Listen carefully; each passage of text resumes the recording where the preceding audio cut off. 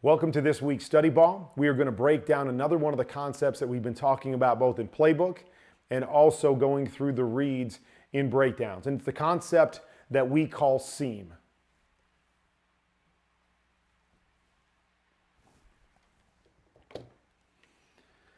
So as you recall on seam, this is a play where you can have different things on the outside, but some way, shape, or form we're going to have a double seam combination, something that's attacking basically the numbers or in between the numbers and the hash on both sides. Outside, we often talk about the comeback, but can convert to a go route. So you may have goes on here because the all go concept is basically the same on the inside as the seam concept. So we're really focusing on some of these on the inside portion, not worried as much about what's on the outside, and then we'll have some other ones where we do just the opposite. So we've got the double seam concept right here. So free safety back here, as we talk about, as we worked on the field, we get a free safety back there. We either want to let him take us where we want to go, or we're going to try to take him opposite of where we want to go. In this particular look, free safety basically stays in the middle of the field. He's staring Drew down. So Drew's going to have his choice either way because that guy is right smack dab in the middle of the hashes. So now I can go to my favorite receiver. I can go to the look, the underneath look that I think was the most advantageous for me. But I don't have to worry as much about the free safety when he's sitting right there in the middle of the field. You can see it's a 5-step, one hitch, buying some time on that hitch as he reads that free safety, and you see the perfect throw in between everybody. It's really about beating this free safety, but both these guys are getting a little bit of depth, so nice job by the receiver to keep it wide. Even the corner starting to sneak in there, but perfect throw in between all of those guys on time. We say this is one of those that we like to get 18 to 20 yards down the field. It's exactly what this is. If you look at the line of scrimmage, it's getting out quick, it's up and down, it's hitting the hole, boom, right there in between all the defenders, touchdown, well done by Drew Brees.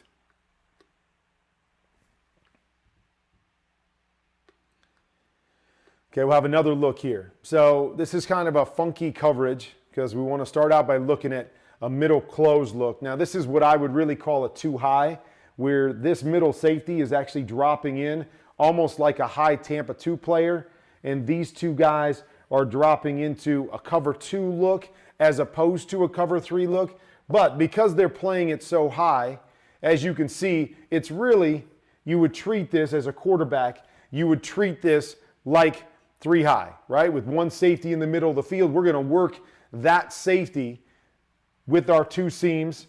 If we feel these guys squeeze too much, then we can work to our outside guys if we want. But we're going to start the same way because we talk about the 10-zone rule, right? The 10 zones. There's certain zones on the field, and it doesn't really matter what the quote-unquote coverage call is. So I could call this too high, but you could simply say, hey, there's one guy in the middle of the field. I've got double seam. I am reading that guy first. Josh Allen does a nice job here. You see his eyes are over to this side. He's trying to work that safety there, even though he knows he's going to come back the other side. It's what we worked on the field. Set our feet one way, get that quick hitch, back to the other side, beats the free safety. Great throw up over the linebacker, and we're working that free safety. Timing is everything. Working them with your eyes, quick hitch, ball out, on the money. Great play there by Josh Allen. Okay, we've got an empty set right here. So we're going to run 1 steps on the outside. We're going to run a little hook over the ball. But once again, we're going to run our double seams here. We've got middle closed. Let's work that middle safety. So you see Ben. Ben actually tries to work him. He's looking this way first. He's trying to work the safety there, and he wants to come back to this seam. So he does that. He gets that safety, doesn't really move that safety, but the safety's got enough depth, no problem. If I throw this on time, I can beat him. He does a great job. He comes back here, and he sees that there's great coverage, that there's a carry right here. So he's able to pull this down and work himself back to the other seam on the other side, knowing that the free safety didn't really move anywhere. This was taken away. He could have easily dropped it off to one of these guys, which would have been the natural thing. Hey, you work the safety to this seam. He's not open. Drop it to your check down. Ben does a nice job of working back inside. He's going to take this check down, feels the squeeze, and works back up to that top seam. He's balanced, able to make that throw and get a big play there. Doing the right things, trying to work the safety, doesn't have it. Going to his check down, feels the squeeze all the way through this to the backside seam. Incredible job by Big Ben right here.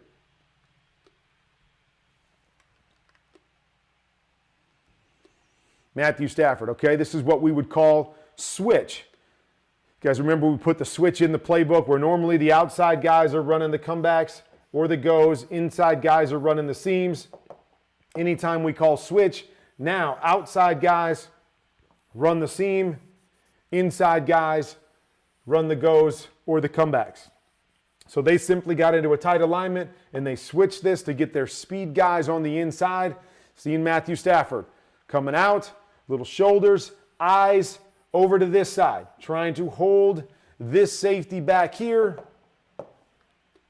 Quick hitch, dime. What a great throw this is. I would love for the receiver to try to stay a little bit wider. We never really want to bend this in when we've got a free safety here, even though I know he's trying to cross the face of that corner.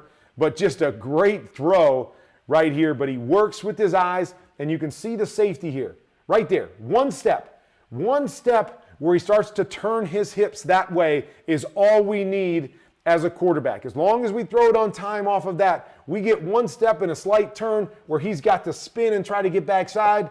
That's game over. We're going to have this all day long when that's the case. And just a great throw right on the money by Matthew Stafford. And that's what it looks like when we're reading seam against middle closed. Okay, we got middle closed. We get what we want. We're going to work those seams. All right, here's the other look. We got middle closed.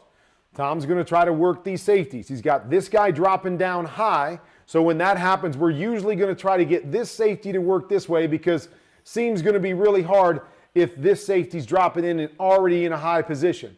So as a quarterback, I see that late rotation this way. I'm going to try to get the safety working to my left and hit this seam back to the right because I don't really have much of a chance here on the left side. So Tom tries to do that right here. He tries to work it, and then what's he notice? We talk about this again, right? This guy bangs him. This guy starts to carry the seam inside. Great, because that guy's responsibility is the flat. I'm going to see that off of the work of the safety, and I'm going to be able to get out to my comeback or stop on the outside on the one hitch. Watch the slow hitch. Hitch into the seam, able to work through the seam all the way to the outside, not missing a beat. Timing is great to the stop, but able to read through it. Looking seams on middle closed, see the carry, get out to the stop. Well done, but it's part of the reason why he's the GOAT. All right, now we've got a 3x1 seam. So things don't change when we've got middle closed. Remember, we run the influence here, the seam here, and then whatever it is, comebacks, goes on the outside. He's got middle closed. Now we've got it. So middle close. Read the free safety. Read the free safety. So free safety, as he comes back, you'll see him start to turn his hips this way because Dak's eyes are going to be this way because all three of his receivers are that side. So he's going to work that side one way or another, but he gets this safety to move over here. Look at this influence. Look where the spacing is for that influence. We got press on the backside. There's nobody there to help. That's probably the throw that I would rather have. But either way, Dak says to himself, I've got a high safety. This safety is getting depth. As long as I'm on time with the throw, he doesn't really give me either read because he's still in the middle of the hashes. And look at this. Great throw. Sticks it right on his guy. Got to make that catch. But sticks it right on his guy in the hole. Really has both of these guys, safeties, in the middle of the field. Even though he's working this direction, I just love the influence. The influence post to me is where you get an opportunity for those huge, huge plays. So he's going to the same area as if I had a seam on the other side. He's going down to the numbers, although he's running through this safety. Keep it high so these guys don't get involved. Read the free safety, 3x1. Man, got his choice, right? There's a seam open on both sides, but man, I get a little bit of movement there. I love laying this out there, and you can see what the possibilities are on that play. Dak's not wrong here. Just to me, there's a better throw based off of that free safety and what I know I have backside.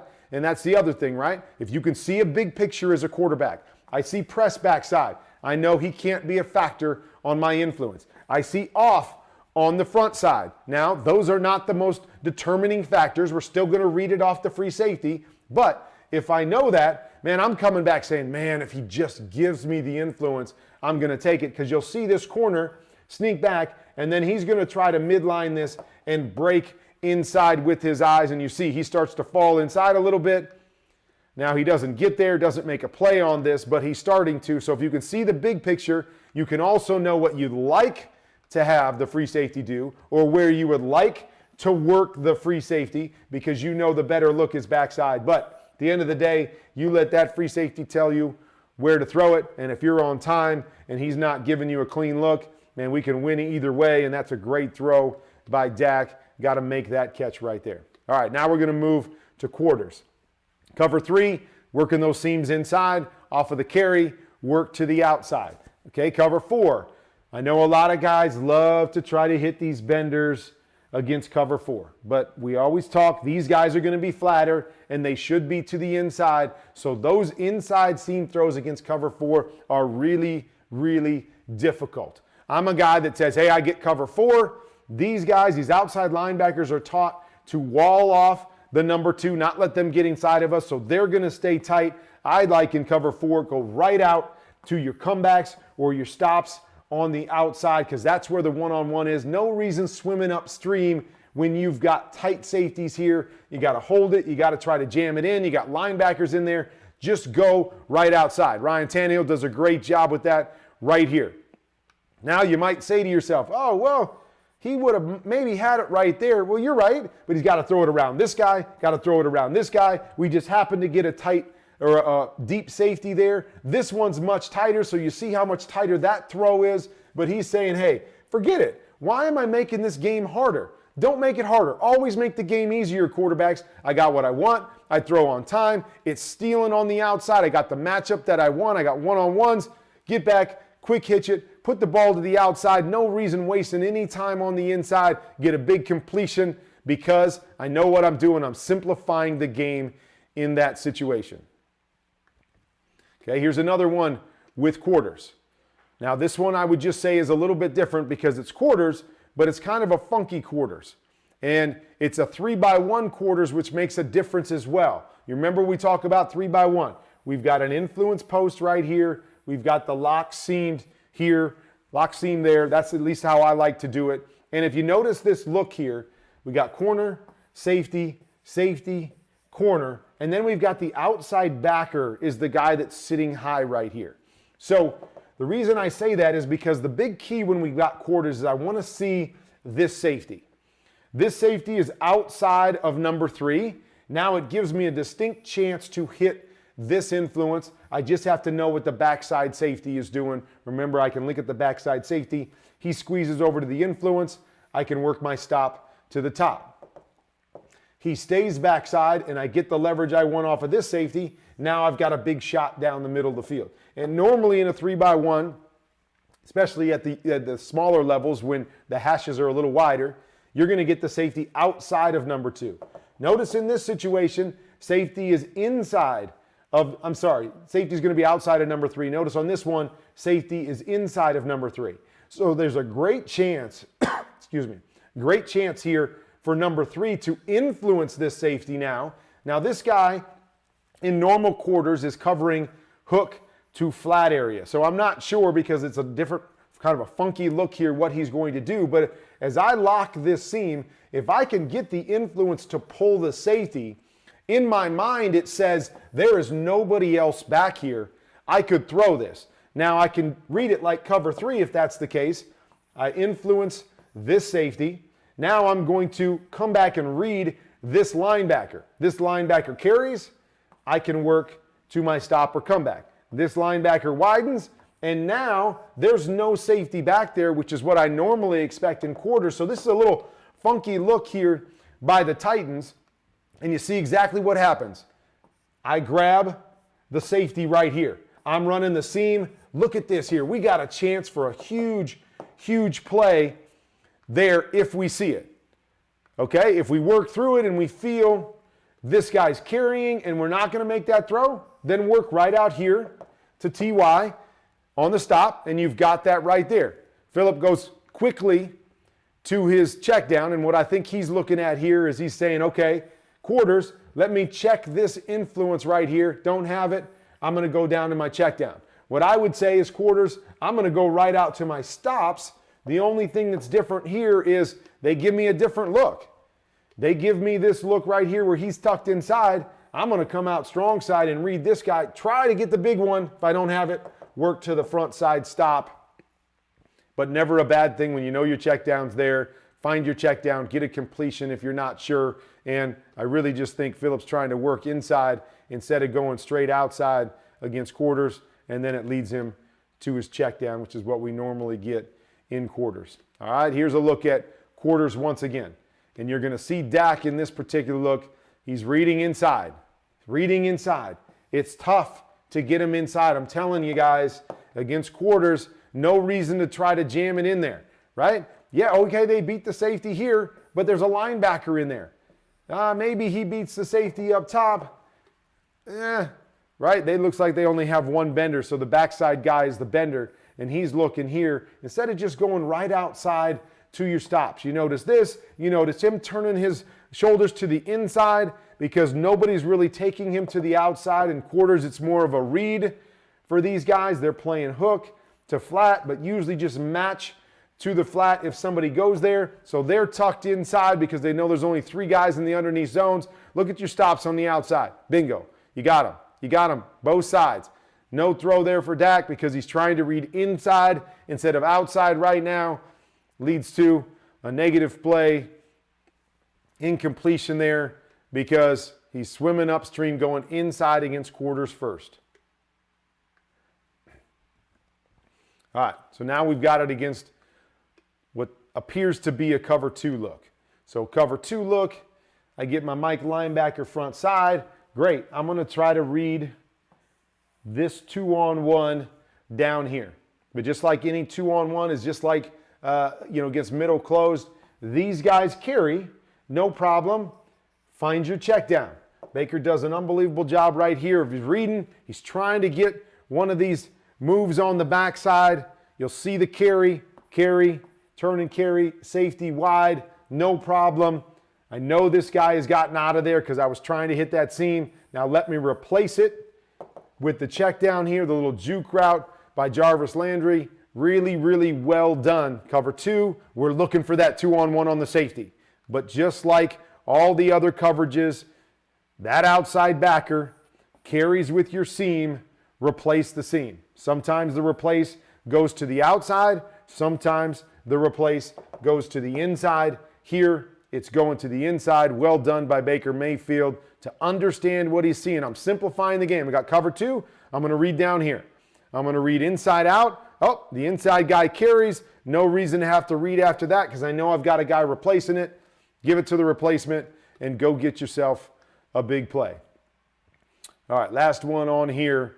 Okay, we've got a 3-by-1 once again. And here's where I want to show you why, to me, it's so important to have number 3 as your bender instead of number 2 when you're in a 3-by-1 set. So Cardinals here are going to run to a 2 invert weak. So when we say invert weak, this corner is going to roll back into the 2 high situation, and this outside linebacker is supposed to run to the flat. So it's kind of cover 2 responsibilities underneath. This guy running back to cover 2 responsibilities instead of a safety. So that's why we call it an invert. So the way I have this drawn up in my playbook is if I've got 3-by-1 seam, we let this guy run the influence. So he never crosses the middle of the field. He stays front side. He runs the influence.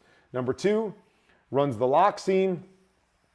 And number one would turn this into a go route. So if I got cover 2 to this side, I'm not even worried about the backside corner or safety that's dropping into that 2 spot. I don't have to worry about it. Too many teams, in my opinion, run this deep over here, and that deep over goes right to the backside guy and really cuts down the spacing.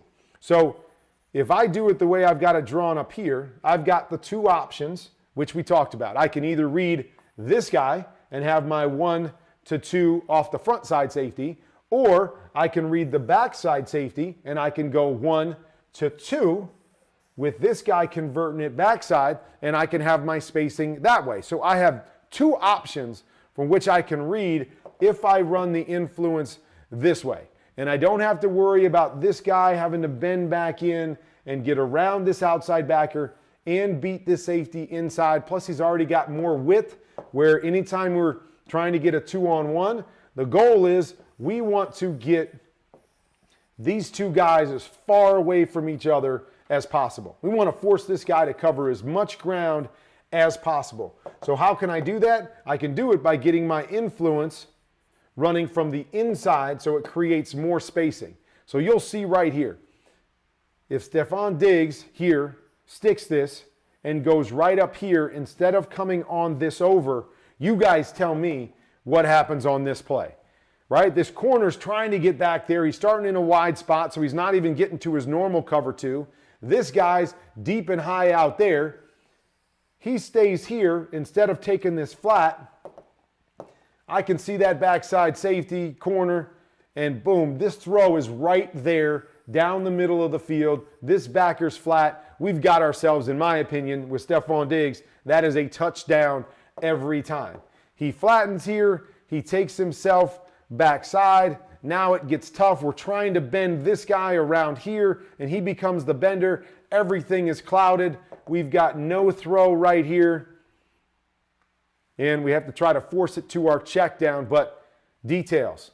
What makes this play better? What makes this play better? Is it having number 2 be your bender? Number 3 be your influence guy or bender? And that is a big challenge for every coach to ask themselves that question on what's going to make this 3-by-1 seem better for them.